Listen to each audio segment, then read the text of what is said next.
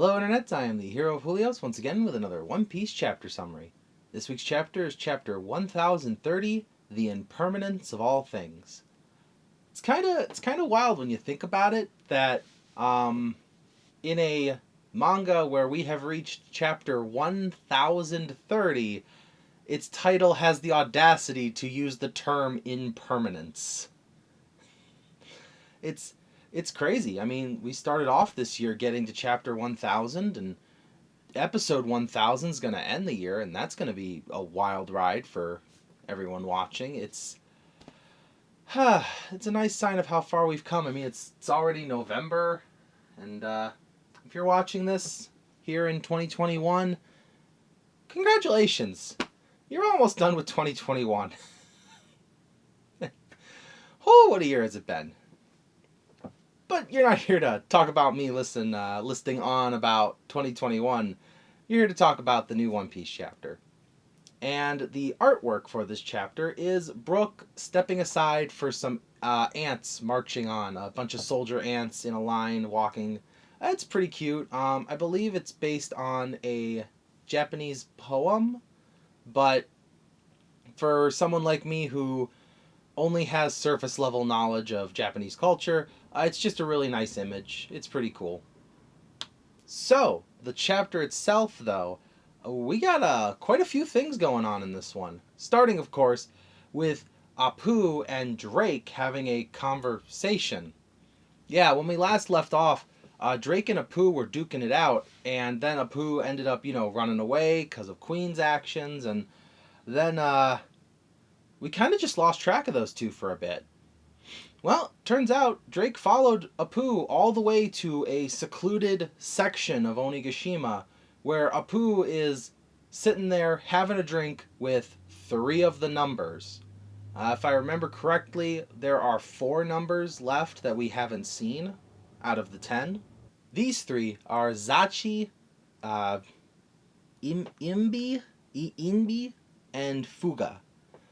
I believe In implies, or at least each, it sort of implies that maybe this is number 1. I'm not exactly sure, so I kind of know how to count in Japanese, and these ones don't sound like numbers, so I may be incorrect on my Japanese and what numbers these ones are, but these are 3 more, and they are just chilling with Apu because, as we know, Apu with his music is kind of like the tamer for these guys. What we do know is that the numbers seem to be more loyal to Apu than they are to Kaido. This becomes very prevalent when you actually listen to the subject matter that Apu and Drake are talking about. Apu offers a temporary alliance, stating that no matter which side wins, the 2 of them could sweep in and take out the victor. Drake even says, really, after everything, you expect me to trust you? And Apu goes, hey, trust has nothing to do with it. This is an opportunity.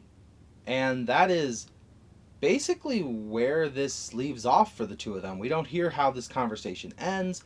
My thoughts are Drake probably, they don't trust each other, so there's no guarantee of not betrayal. I would assume Drake would definitely side with Luffy based on Kobe's statements, but a pirate's a pirate, and if Drake is a true Marine, much like Smoker, he may be willing to look past little things, but, 1.5, billion bounty, you can't just ignore him running away. He's one of the 5 emperors now. It's kind of set in stone here. But enough about that. The next part of our chapter cuts to Usopp and Nami as they are currently running with Tama's animal army, and Usopp spots in the distance a pair of running legs. This pair of running legs is, of course, Kinemon's legs. That's right, ladies and gentlemen, Kinemon is not dead. In fact, it's kind of weird how he's still alive. We do see that he is sending his lower half to go and find an ally in order to bring them back, because I guess Kiku is alive too still, which is good. That's good. I mean, it's nice to know that Oda didn't just give them 1 panel deaths and call it a day. If they do die, it'll probably be in a dramatic way. I mean, typically Oda doesn't kill a character by just casually implying they're dead, except Tom, who still might not be dead. Plenty of theories on that. But we do see that thanks to Usopp and Nami knowing to grab Kinemon's ankle and, basically touch the tattoo of the symbol of their whole Onigashima raid, the butt knows that they are allies, and Usopp and Nami split up. Nami going with the army of Smile users, and Usopp heads off with the giraffe user as they, go to find Kinemon and Kiku. We then see, as Kinemon's lying there, bisected, that when Kaido stabbed into him, rather than killing him, it just popped his two halves apart. Because, as he put it, Luffy didn't properly put their two halves back together. What's interesting about this is the implication that Law's Devil Fruit, if you're not perfectly reattached, then it is possible to keep these bisected parts even long after Law has put you back together. Could this be for the hearts that have been placed back in? Is it possible for Smoker's heart to just accidentally pop back out? Same for Caesar, same for Law himself. Well, maybe not Law himself, because Law would know if his heart's out of place. But for anyone who Law has diced up, are they truly put back together? Or is a Marine that Law diced up, is he going to be cutting onions one day and then suddenly just, and his finger's just there, he sees no blood coming out and he goes, that's just an old war injury that some freaky pirate gave me. And just put that back on. Who knows? Does it feel like a cop-out? No, actually. In my opinion, the explanation is a great way of saying why Kinemon is still alive. Kiku still being alive, on the other hand. The resilience of a samurai?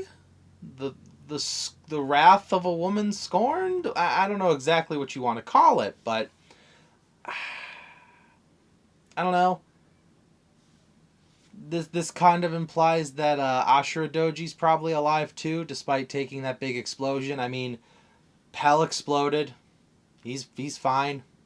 So, what it takes to kill a character in One Piece is almost as inconsistent as what it takes to kill a normal human being. I mean, if you think about it, the same human being who got struck by lightning can drown in a single inch of water, and the same human who survived a heart attack can fall down some stairs and die. So, is it a cop-out? Not really. I don't think so, because it's just really inconsistent on how people die. What is unfortunate, though, is the two of them are not the only not dead people in that room. That's right, Kanjuro's alive, too. Kinemon overhears Kanjuro's smart snail with another voice on the other end, that voice being Orochi, and while Kinemon is shocked to hear that Orochi's alive, we of course are not. We saw him a few chapters ago burning the place to the ground. Now, what's interesting about it is, he tells Kanjuro, hey, if you're still alive, and Kanjuro kind of coughs up, like, yeah, I'm good. And he tells him, okay, make this your magnum opus, finish the job, burn this place to the ground, and all Kanjuro does is just stick his paintbrush on the ground and just lets the ink spread. And since the drawing is whatever Kanjuro interprets it as, he interpreted it as a big shadowy flame. So this just giant ghost fire thing is just slowly moving across Onigashima now, burning the place to the ground. We know that Orochi's perfectly cool with this because he has found the weapons vault. I mean, he not found, but he's at the weapons vault, waiting for Fukurokuju to come and whisk him away. That's going to be difficult because Fukurokuju is very busy with a main character. Fukurokuju is not coming, poor little Orochi, because Raizo is going to defeat him. I'm sorry to break it to you, but that's just how these things work. However, things get even worse for Orochi as he's sitting there because Yamato is heading towards the weapons vault. And I don't know if you've seen Orochi's track record. Let's see. Kaido beheaded him. Then you got the Scabbards beheading him. And, yeah, well, good news, bad news. The good news is Yamato doesn't use a sword. So, no beheading. Bad news is Yamato uses a blunt weapon and is almost as strong as her father. So, round 3, Orochi, getting kind of tired of you. You are resilient, if nothing else. Between these panels, though, we do see a bit of a montage throughout all of Onigashima of just all the various characters either fighting or running away from the fire. You see Brook and Robin, you see Zoro and Sanji in their fights. Well, Sanji's more of a defend while running away. But the thing that interests me the most is that Kaido doesn't seem to be in his hybrid form. If you take a look, his forehead is not scaly. He still has fangs, but he just seems to be fighting in normal Kaido form. In contrast to this, Luffy's not using Gear 4th. He doesn't have that dark, shadowy, hockey eyeliner that Gear 4th is known for. He's just fighting like normal. I wonder if the two of them are tuckered out, or if Luffy's holding on to something to see if maybe he can take out Kaido in this weakened state. Whatever the reason, the two of them seem to be just trading warning blows right now. And again, that's all we get is just the 2 panels of them, but you can take a lot from something if you look at it long enough. So that's kind of what's going on. Onigashima seems to be gathering everyone to one spot here and one spot here. Speaking of the one spot down here, Yamato's run for the weapons vault is interrupted by a giant blast of Ikoku sovereignty because Big Mom is still fighting Kid and Law. And the two of them are, it doesn't look like they're losing, but they are definitely taking some hits. And as Big Mom prepares to come crashing down on Kid with another attack, we get a flashback. And this is the kind of flashback that One Piece is known for. The two of them thinking back to, hey, remember that time when we did that one thing? Well, this one thing is Law and Eustace are talking about their devil fruits. And Kid asks Law, is your devil fruit awakened? And Law tells him yes. So all this time, throughout all the crazy stuff that's happened from Punk Hazard, all the way to Wano, Law's devil fruit has been awakened. Unless he woke it up during these months, but we never saw anything like that. As if this wasn't crazy enough, Kid says, yeah, mine too. Well, it turns out the reason that Law doesn't use the awakened power of his devil fruit is the same reason Kid doesn't. It tuckers them out. It brings their stamina down to 0. The two of them can't use it for super long. This is just a trump card. It's not like Katakuri or Doflamingo who have their powers and can use them for long periods of time. And of course, my guess of characters like Big Mom and Kaido and the Admirals definitely have their devil fruits awakened. There's no way they don't at this point. So as Big Mom is lunging towards Kid, Law activates his awakening, and instead of creating a room, he creates a croom. I don't know. Personally, if I was going to name it, and my name for the initial one was Room, the bigger, more powerful version I'd call like Intensive Care Unit. I mean, he is a doctor. But what's weird about it is when he makes the initial incision into Big Mom, you actually see like this aura version of Law's sword go right through her forehead, and she just sort of stares at it. And Law says the initial injection doesn't hurt because Croom affects your body differently. I don't know what it means by differently. Obviously, we only see this one moment. But when Law unleashes the power, you see Big Mom's entire body go through a shockwave of pain to the point where she's bleeding. This is, as Capone put it, the lead balloon skinned woman. This is the invincible Big Mom. Not invincible because of superior hockey or anything. She's just invincible because she is weirdly physically invincible. And Law damaged her from the inside out like he did Doflamingo back in Dressrosa. If that wasn't terrifying enough, Kid touches Big Mom and you just see Napoleon get stuck to her head. Now, granted, Kid controls magnetism, that makes sense. What's even crazier is the very girders that hold Onigashima's buildings are yanked from their buildings and combine around her into a ball and just send her careening into the ground. What's interesting about this is the implication of how Devil Fruit Awakening works. See, up until this point, we've only had a very small number of examples. For zone types, we've seen the Jailer Beasts of Impel Down, where they're sort of just in a permanent hybrid form, but it's a much more monstrous version. A lot of people, myself included, might theorize that Chopper himself has figured out how to pre-awaken his Devil Fruit with Monster Point. As for the Paramecia class, we've only seen Katakuri and Doflamingo, both who have Paramecia Devil Fruits that transform their bodies. Doflamingo's is made of string, and Katakuri is made of mochi. The awakening version of their Devil Fruits allow them to change the environment around them as if the buildings, the walls, the plants, the inorganic material, not plants, but to change the world as if it had eaten their Devil Fruit and then allows them to manipulate it freely.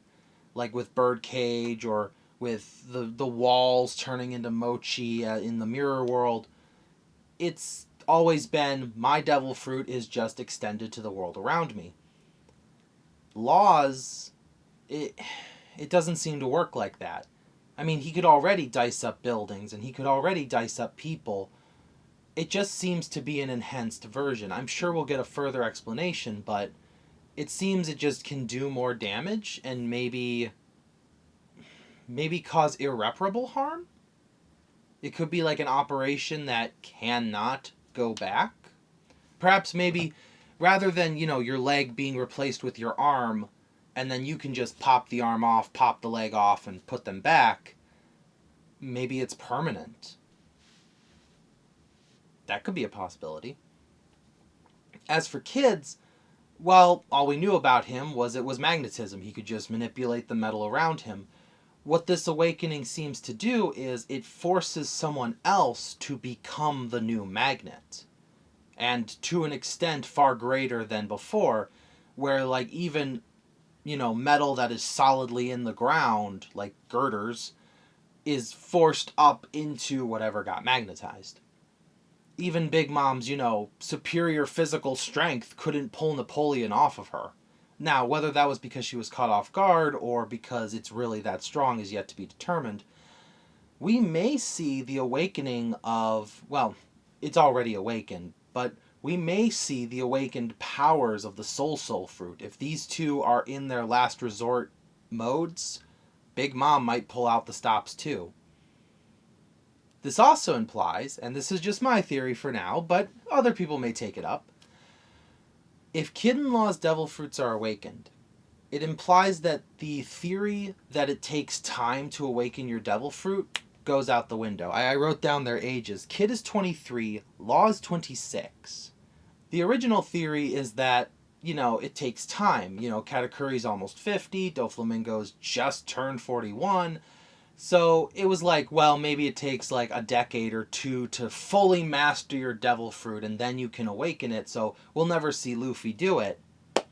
But if Kid and Law can do it, and Luffy's only like 4 years younger than Kid, it is definitely possible that these Devil Fruits could very well be awakened. Luffy's, Robin's. I still stand by Chopper already woke his up, and who knows what Brooks could do? Maybe Brook could just flat out bring back the dead. I don't know. Just touch. Get up, Lazarus. That's what he could call the ability. Anyways. But I love this implication, and who knows? Maybe if Big Mom is gonna be using her awakened powers to fight Kid in Law, Kaido might whip out his awakened powers, because with a zone type devil fruit, he may turn into his fourth form. And I know what you're all thinking, this isn't even my final form! Yeah, maybe this isn't Kaido's final form. Maybe he's going to go into his awakened state.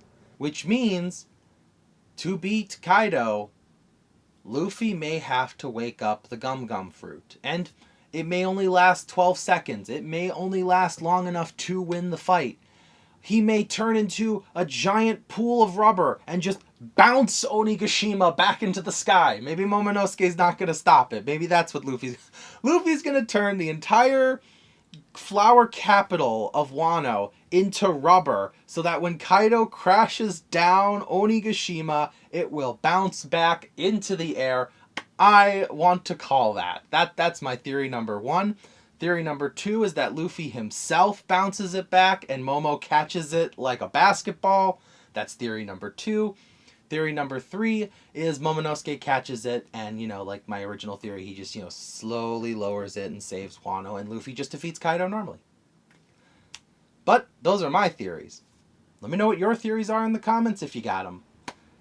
And I look forward to the next chapter. I really hope that we either get back to Kid's fight with Big Mom and Law, or Luffy's fight with Kaido. I'd like to get back to those because I am really interested in Devil Fruit Awakenings, especially for the One Piece Monster Manual, because I have a lot of characters in there that I would like to go back and give awakened forms to. We just finished the Mysterious Four of Thriller Bark. Imagine what an awakened Hollow Fruit can do. Maybe Gecko Moria already awakened his Devil Fruit, and that's what Shadow's Asgard is. There's a lot of ways Oda could retcon this and say tons of users have awakened their Devil Fruits. A lot of people think Crocodile awakened his, and that's why he was so powerful. Who knows? But we'll all find it out together as we continue to watch One Piece. Thank you for watching as always, and I will see you in the next video. This is the Hero of Julios, Xing out.